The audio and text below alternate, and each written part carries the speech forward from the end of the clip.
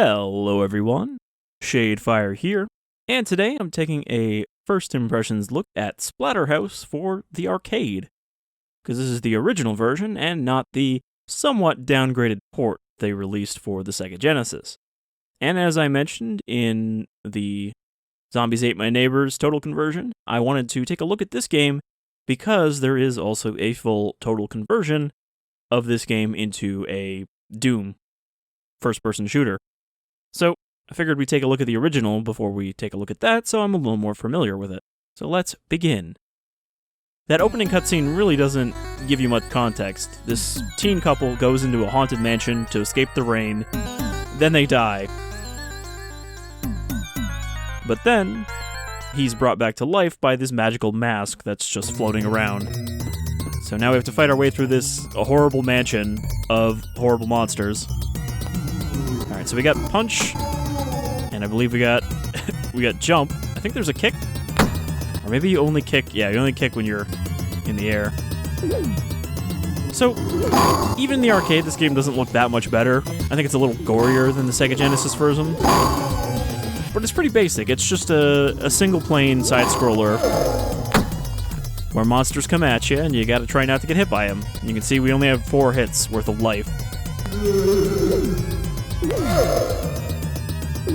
So, this mask may have made him super buff, but it does not make him that much stronger when it comes to taking damage. So you just gotta hack your way through a level and try not to die. And that's the pretty much entirety of this game from what I understand.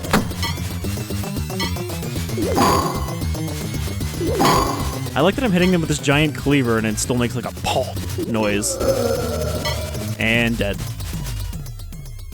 Being an arcade game, this is of course going to be arcade difficult.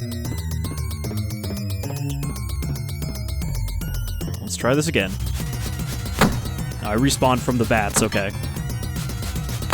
So yeah, really you just have to know where they're coming at you from. Like that bat up there, I don't even know if they can do anything.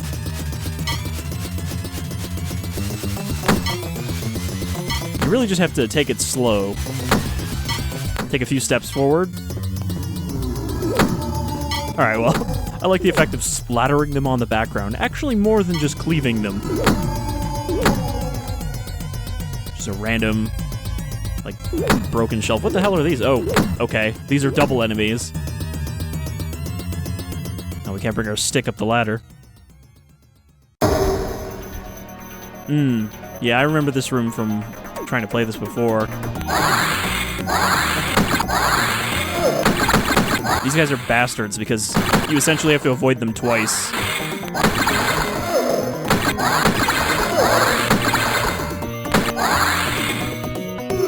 Now, I tried to kick, but it's a little awkward. I am using a controller for this, and it's not really made for an analog stick as far as I can tell. I mean, it would have had a joystick. So yeah, we kind of just stay in the middle of the room.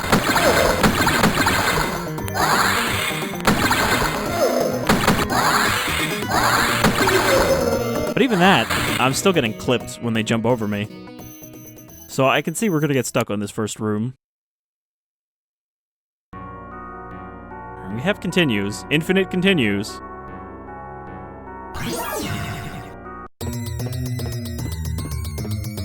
But we're gonna have to start from the first level until we can actually clear it. I mean, it's not very long.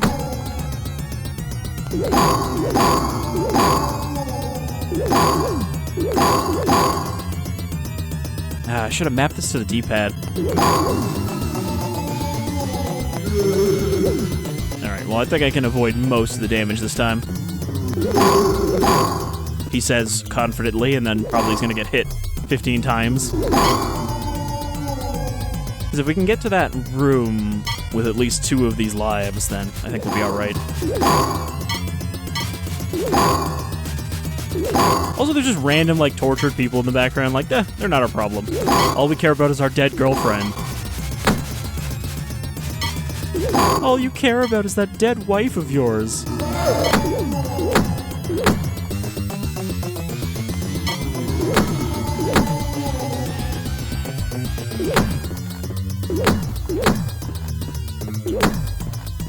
But yeah, pretty much enemies can only come at you from either low or middle, because if they come from high, they can't hit you either. Okay, so doing this with an analog stick is a problem, because I'm trying to hold down and stay in the middle. The problem is I keep accidentally, like, standing up.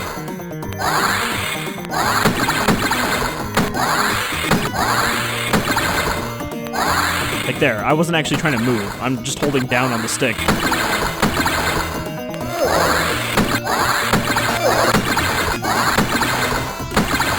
And you see there was that one that landed in the middle. Are you fucking kidding me? That was the last one.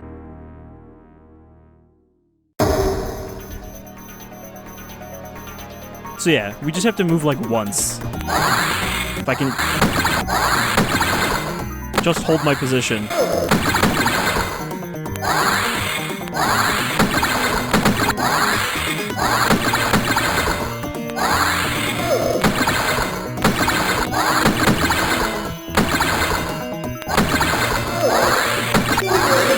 See? Now I was too paranoid about that one that drops in the middle, and I kept trying to move out of the way preemptively. I guess this is like a boss, but it's really shitty. But very arcade.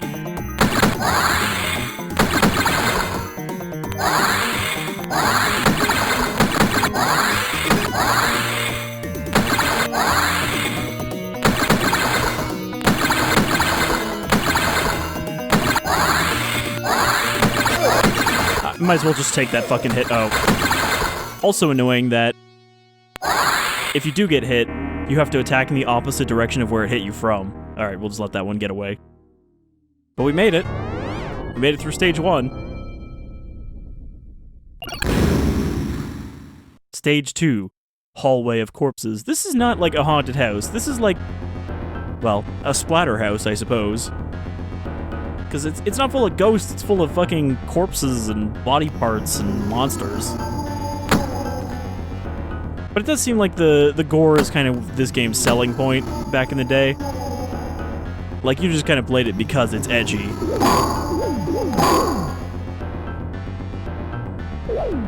Alright, you can just throw that wrench.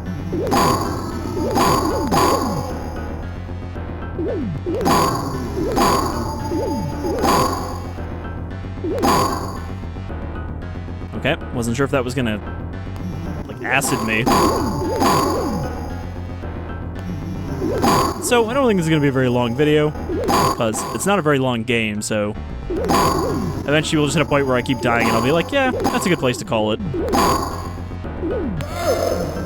See? A lot of it really is just about timing. That's the challenge of the game, is figuring out the timing.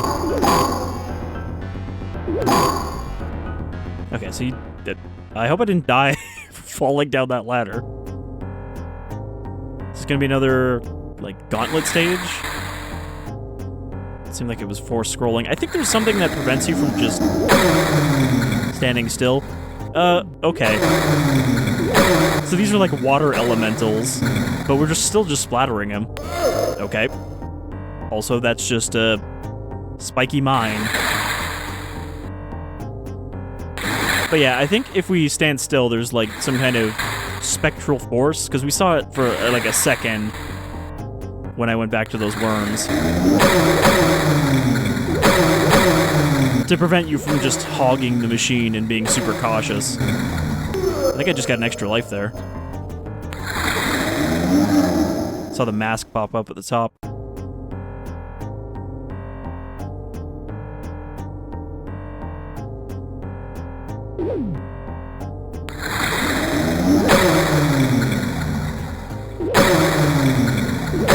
Honestly, I thought I was gonna get more stuck than I am. Probably should have just done this as, like, a full playthrough. Because it's simple, but, you know, a lot of it is just seeing the aesthetics. God damn it.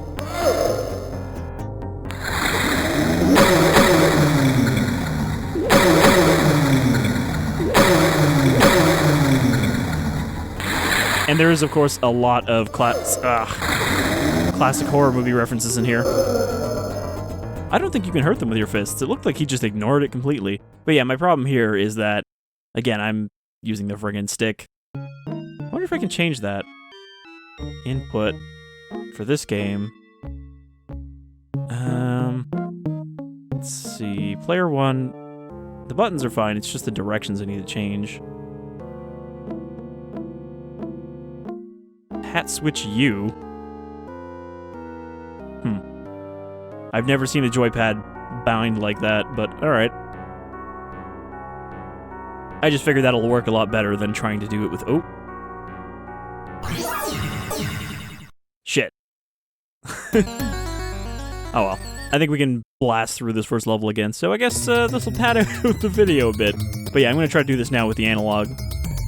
Or, yeah, the D-pad. Helps if you actually attack. But my problem there is I kept doing this when I was trying to just hold to the right.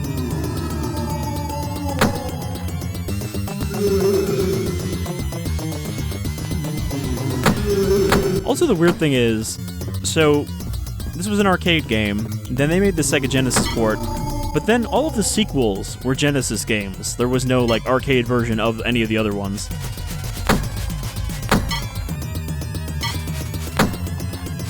But I guess that wasn't that uncommon back then for a series to start in the arcades and then convert to entirely home console. Stuff like Contra. I wonder if those sequels are any more complex than this, though, than just scrolling left and right, whacking whatever comes at you. Because this is even simpler than your average beat-em-up. At least those have foreground, background kind of direction. Alright, bye. Yeah, see, look, there's the miasma coming after us. Okay, hopefully I can do this a lot easier now that I'm not going to accidentally move.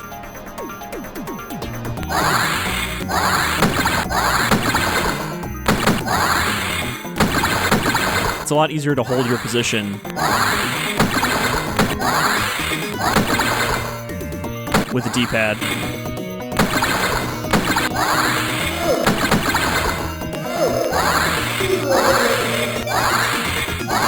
Still really hard to get those things off once they attack you, so they basically get a second hit in for free. I'm still being way too paranoid, though, about the one that comes from the middle.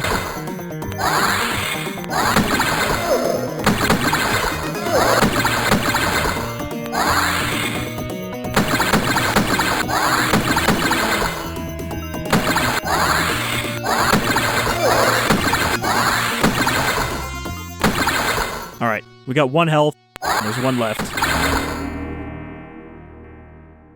Okay. So that wasn't too hard to get back to stage 2.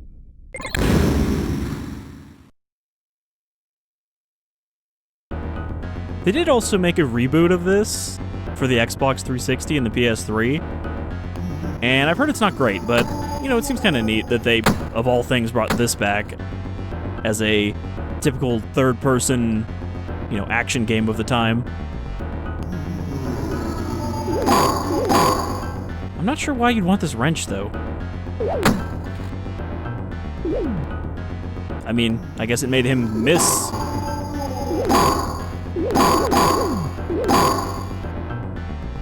Alright, so it looks like their guts are not acidic. They're just messy.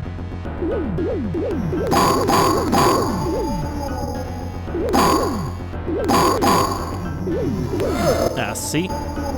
Timing. Also, he just hit the ground and exploded, so I guess he was screwed even if we didn't kill him.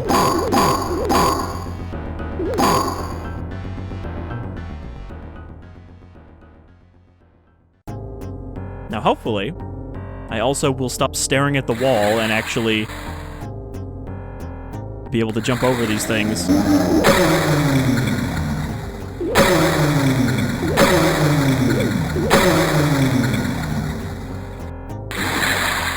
Because I keep pressing up to jump, but you don't need to do that. You just need to push right to jump over them instead of jumping straight up.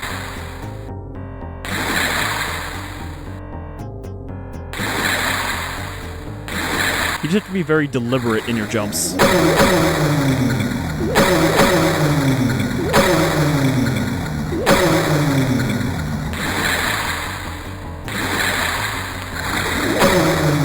I was expecting an enemy to immediately spawn before I even had a chance to jump over the mine. So is that stage 3? Nope, now we have a boss. It's gonna be a poltergeist. Alright. Watch out for those candles. Those tiny candles fell on his head and just fucking died. So I guess I just have to punch the stuff so it doesn't land on me?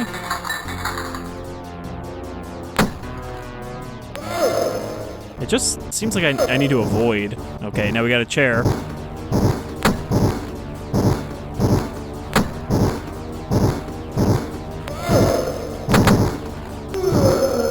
I can't believe I got fucking killed by a chair.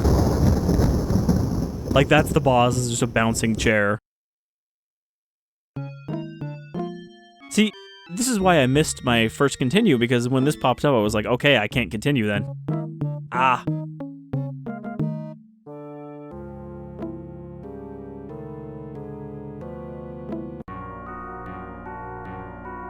And I need to hit start to continue, not credit. Alright, let's give this another try.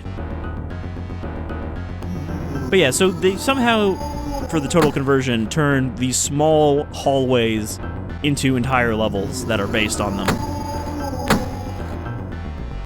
And having loaded up the first level, it does look like the caves we did first, so I guess it is kind of accurate. Alright, whack him off, and then wait to give him the bat.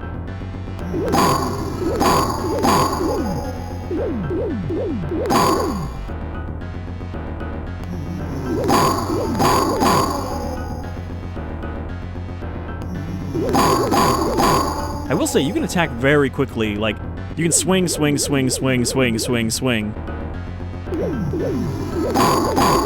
So at least there, it's very easy to react to enemies. I gotta wait about a second to attack after the head pops off.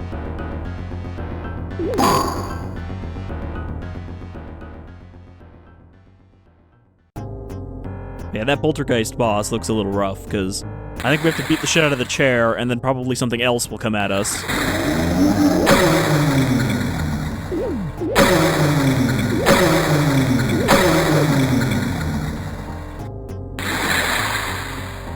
This part's very easy, though. As long as you don't lose your wood. Because if you lose your wood, then I don't think you can fight off the elementals, or whatever they're supposed to be. Sludge creatures. But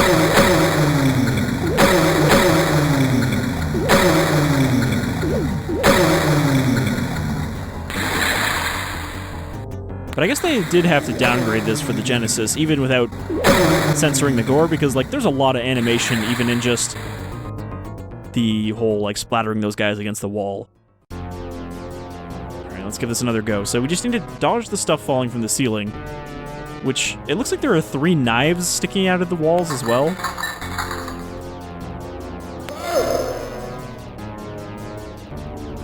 Alright, so now the chair.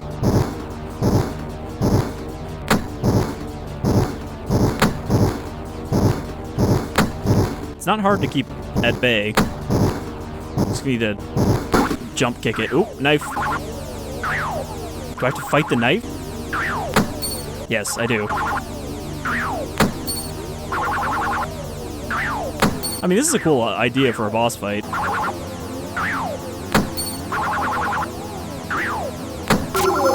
Oh, my foot. It's not too bad, though. I think I got it now. As long as I can avoid the chip damage from just shit falling on my head. Seems like this corner over here is pretty safe. Until the chair comes.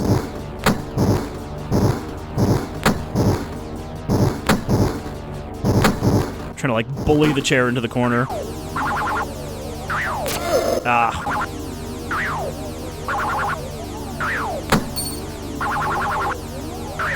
I also like the sound effect of this thing spinning.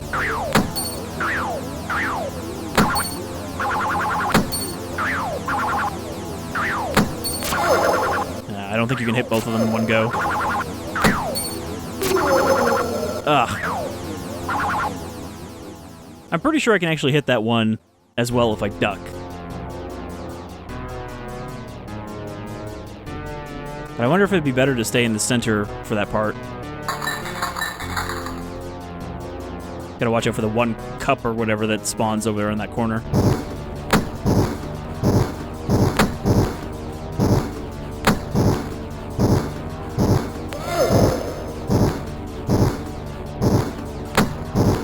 Your toughest foe in a house full of horrible monsters is furniture.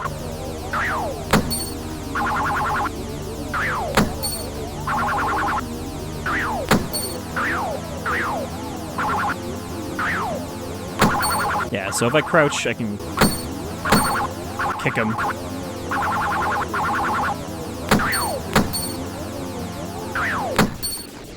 And, oop, now the painting. Crap.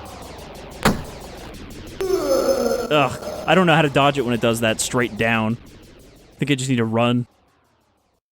I mean, it's a cool boss, though, like, especially compared to the other boss being a room full of worms. But maybe this is a good time to say that that's Splatterhouse? Like, I think there's only like 5 or 6 levels in this. Though, we're only on stage 2. So I suppose I'm not that far in. Maybe we'll give it one more go, and then save that Splatterhouse. I just hate having to do the water part again, because that part's one that I can't make go any faster. And of course, I'm gonna get careless now and probably take a bunch of hits on the way there. Guaranteeing my own demise. It's probably a weird thing to say, but I feel like the gore in this is not actually that gratuitous.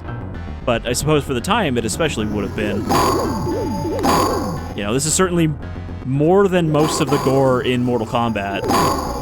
Like, sure, you rip people's spines out, but that's fairly clean by comparison to these just gut piles lying around.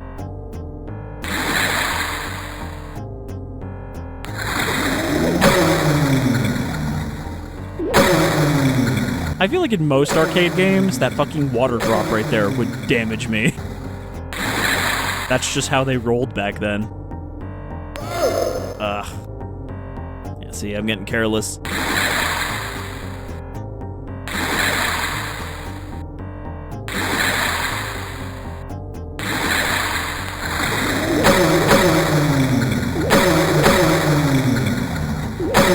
It's alright, though. I've got 2 lives to try to get through that boss.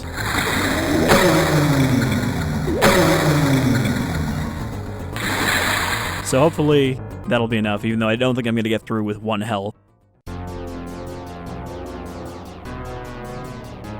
I'm wondering if I can duck the painting in the corner. Alright, so thankfully, this is not like RNG. This stuff all drops in the same order every time. So it's easy to avoid.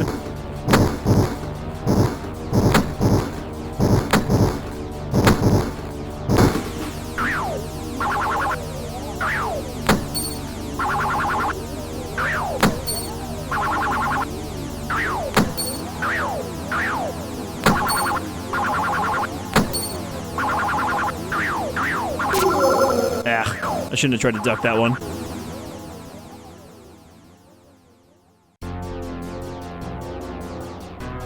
Alright. I'm feeling a little bit confident we can do this with full health.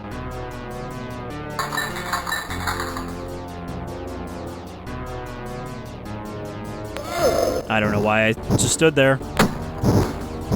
Getting careless.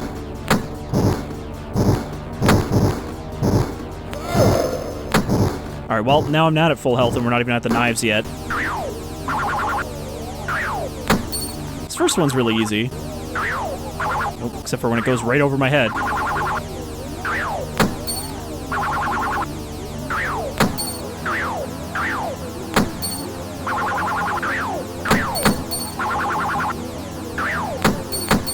I mean, hey, if you're gonna come at me at the same time, that makes it easy. Hey, painting. Ah, fuck. That one's really hard to avoid, though, because it just dips right through the middle. It goes in a U shape from the 2 safe places to stand, so I guess I need to stand in the middle and jump over it? Uh-oh. I kind of carelessly stood over here. Well, I didn't get hit.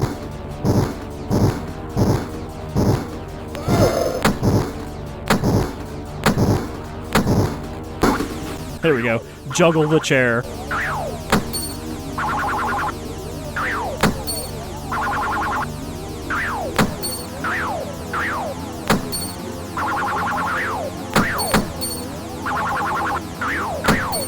Yeah, having them come at the same angle like that makes it really easy. Alright, painting, I need to... Oh, fuck. I just feel like this is so much faster than me. Also, it seems like punching it actually does make it go flying and bouncing faster. Alright. The poltergeist has bested me, I think. So yeah, it's a neat boss, but it's definitely frustrating to figure out where you're not gonna take damage from that. But that's a good look at Splatterhouse. It's a fairly simple game from a simpler time that nonetheless has some cool art, a lot of detail to its sprites, but it does have kind of a muted color palette. Like, it feels like it's not really giving its best, you know? Like someone put too much brightness on it. But yeah, I'm curious to see how this gets converted into a first-person puncher. So, until next time, I've been Shadefire. Thank you for joining me for this look at Splatterhouse, and I hope I'll see you for the total conversion. Until then, take care, folks.